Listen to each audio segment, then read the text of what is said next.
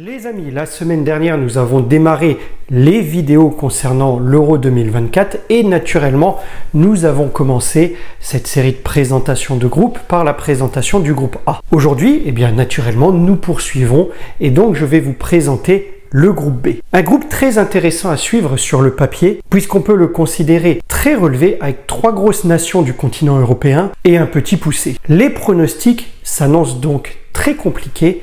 Mais on ne pratique pas la langue de bois ici, on va se mouiller un peu et je vais vous donner mon classement en fin de vidéo, après vous avoir donc présenté l'ensemble des équipes. Allez, générique.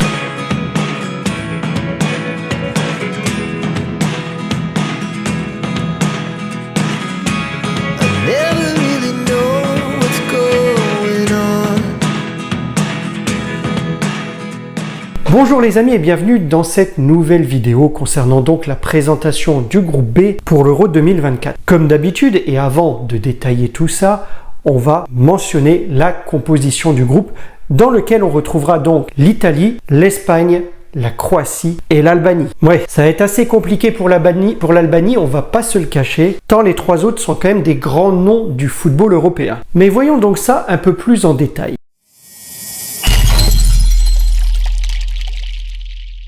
Commençons par le triple vainqueur de l'Euro. Et oui les amis, faut pas l'oublier, l'Espagne a accroché un Euro déjà en 1964 et puis on se souvient tous de leur doublé en 2008-2012. C'est même la nation la plus titrée en Europe à égalité avec les Allemands. Alors même si la Roja n'a plus l'éclat d'il y a une quinzaine d'années, en même temps avec des Xavi, Iniesta, Puyol, Sergio Ramos, Xabi Alonso, etc., on buvait littéralement du petit lait. Eh mais t'es malade, j'aime pas ça moi. Ouais, c'est vrai qu'elle est bizarre cette expression quand même, hein. Surtout quand on sait à quoi fait référence le petit lait. Bon, passons. Eh bien, l'Espagne progresse depuis quelques temps quand même. On se rappelle qu'elle a gagné la dernière Ligue des Nations. Elle est ambitieuse afin de battre le record du nombre de victoires dans cette compétition et compte bien jouer les troubles fêtes. Concernant sa campagne éliminatoire, eh bien c'est un beau parcours, pas parfait, mais très satisfaisant. C'est en effet 7 victoires et une défaite. On l'a abordé, si vous suivez toutes mes vidéos, on l'a abordé la semaine dernière puisque cette défaite était contre l'Écosse. L'Espagne a même mis parfois de belles petites gifles, hein. On se souvient du 7-1 contre la Géorgie ou encore le 6-0 face à Chypre. Ils ont donc fini naturellement premier de leur groupe avec 25 buts pour et 5 buts seulement contre. Solide. Alors concernant l'effectif, vous allez retrouver des jeunes très talentueux avec Lamine Yamal en tête, hein. J'en ai parlé à quelques reprises sur cette chaîne, j'en avais même fait un focus à un moment donné dans une des vidéos sur les plus belles pépites à mon sens des différents championnats cette année et il commence à faire beaucoup de bruit en Europe à seulement 16 ans. Mais on peut aussi mentionner Nico Williams, oui vous savez, hein, le petit frère d'Inaki Williams. Et puis on peut aussi mentionner Koubarzi qui a 17 ans. Et pour les accompagner, eh bien on a des tauliers comme Rodri, Carvajal ou Morata. Alors est-ce que cette génération va renouer avec la gloire de ses aïeuls de la génération 2008-2012 que je trouvais vraiment très impressionnante et belle à voir jouer? Nous le saurons assez vite. Elle qui a fait demi-finale de la dernière édition en s'inclinant au tir au but devant le futur vainqueur, l'Italie. Parlons de la composition. Eh bien, c'est Luis de la Fuentes qui était à la tête de la sélection et c'est un adepte du 4-3-3. Il a remporté le championnat d'Europe des moins de 19 ans avec la Roja, c'était en 2015, et le championnat d'Europe Espoir en 2019. On a donc là un sélectionneur qui sait gagner. On devrait donc voir l'Espagne jouer dans ce traditionnel 4-3-3 lors de l'Euro avec Unai Simon évidemment dans les buts, Carvajal à droite, une charnière centrale avec deux joueurs qui auraient pu jouer pour l'équipe de France, hein, le Normand et Laporte, et vous retrouverez Grimaldo à gauche. Très bon, hein, si vous suivez le championnat allemand, Grimaldo très bon avec Leverkusen, qui a une cote qui ne cesse de monter sur le marché des transferts. Le milieu A3, lui, devrait être composé de Rodri, qu'on ne présente plus, Pedri et peut-être le Parisien Fabien Ruiz. On peut ici regretter, surtout les Espagnols peuvent ici regretter le forfait de Gavi pour la compétition et c'est vraiment très dommage pour la Roja, tant ce joueur est bon. Devant, eh bien, on devrait avoir Yamal sur une aile et Ferran Torres, pas Fernando Torres, Ferran Torres, les deux Barcelonais finalement sur les ailes. Avec en pointe le Morata, toujours là, voire peut-être un échange dans certains matchs ou un remplacement avec Oyarzabal. Sur le papier, une très belle équipe, rien à dire.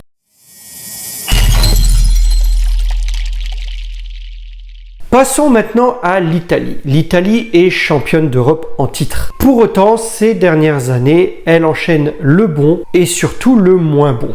Incapable par exemple de se qualifier pour la Coupe du Monde 2018 mais aussi la Coupe du Monde 2022, elle a gagné l'Euro 2021 et elle a fait trembler ses supporters jusqu'au dernier moment pour se qualifier in extremis avec un piteux match nul contre l'Ukraine pour 7 euros. Et elle est aujourd'hui en reconstruction avec plusieurs cadres qui ont pris leur retraite et c'est vrai, faut le dire, on la voit aujourd'hui plus comme un outsider que comme un réel favori. C'est Luciano Spalletti, leur coach, et qui s'appuie sur le travail de son prédécesseur Mancini sans chercher à bousculer les choses pour développer un schéma en 4-3-3. Alors la nationale a quand même des qualités, à gauche notamment avec Di Marco, mais aussi à droite avec Cambiaso. Un milieu pas trop mauvais et je pense notamment à Jorginho, mais surtout ces derniers temps je l'ai trouvé très bon à Nico Barella qui se bat beaucoup sur le terrain, et un gardien Donnarumma qu'on connaît bien en France et qui fait de très bonnes performances en ce moment. Par contre, en attaque, là, il y a beaucoup de questions.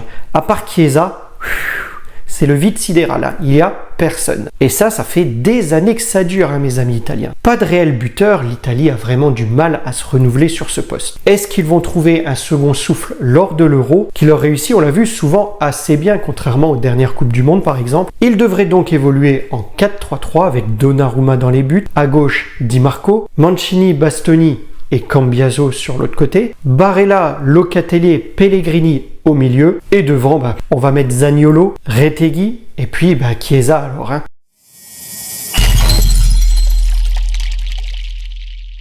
Alors la Croatie, c'est une belle génération qui semble, on le dirait, un peu en bout de course. Ils ont réalisé 2 mondiales de suite d'un très haut niveau, mais pêchent un peu lors des euros. Preuve en est dans leur parcours éliminatoire, les amis, ils ont fini 2e de leur groupe derrière la Turquie, et c'était très juste parce que le Pays de Galles était pas loin en embuscade. Alors ils ont toujours de gros ténors, comme sur leur milieu avec l'inoxydable Modric, le talentueux Brozovic ou encore Kovacic. Et gravitant autour d'eux, 2 bons jeunes qui confirment depuis quelques années comme Gvardiol. Eh oui, il a un visage sous son masque. Gvardiol qui a explosé, on l'a vu, tout le monde l'a vu, ceux qui ont suivi la Coupe du Monde 2022, un des meilleurs défenseurs de la compétition. Mais il y a aussi Livakovic qui m'a beaucoup impressionné lors de cette dernière Coupe du Monde. Pour les emmener, le coach est Dalic, toujours présent, qui demande rigueur et combativité à son équipe avec une stratégie qui se base sur la conservation de balles par ses maîtres à jouer du milieu. Attention quand même aux couloirs qui semblent être leur faiblesse et donc pour eux c'est assez difficile d'écarter le jeu. Un point fort qu'on peut noter de la Croatie, c'est aussi leur coup de pied arrêté, ils ont vraiment des joueurs de grande taille. Donc pour la composition, une fois n'est pas coutume, on part sur un 4-3-3 avec Livakovic dans les buts, Stanisic, Vida, toujours là lui aussi, Gvardiol donc, et Sousa en défense. Un milieu magique, talentueux avec Kovacic, Brozovic et Modric. Le dernier, c'est purement un génie. Et devant, on retrouvera Majer, Kramaric et Vlasic sans doute.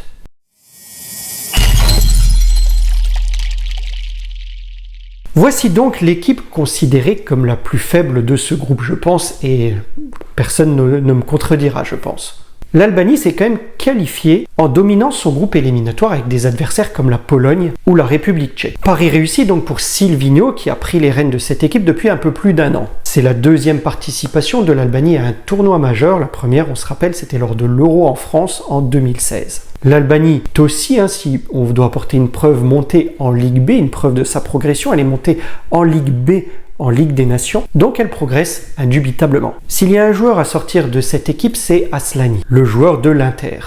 Silvino, lui, semble hésiter dans sa composition entre un 4-3-3 et une composition en 4-2-3-1. Sa défense semble inamovible, contrairement à d'autres éléments de sa composition. Strakosha a pris la place de Berisha dans les buts. En défense à gauche, on devrait avoir Mitaj, puis Jim City, Ismail et Isaj. Alors, Ouais, excusez-moi pour la prononciation, je le fais vraiment pas bien, mais c'est assez difficile à prononcer les noms des Albanais. Au milieu, Aslani sera bien là naturellement, avec sans doute Ramadani et Bajrami. Le milieu est plus facilement prononçable que la défense. Et en attaque, on devrait composer autour de Sikaleshi, Hassani et Sefiri.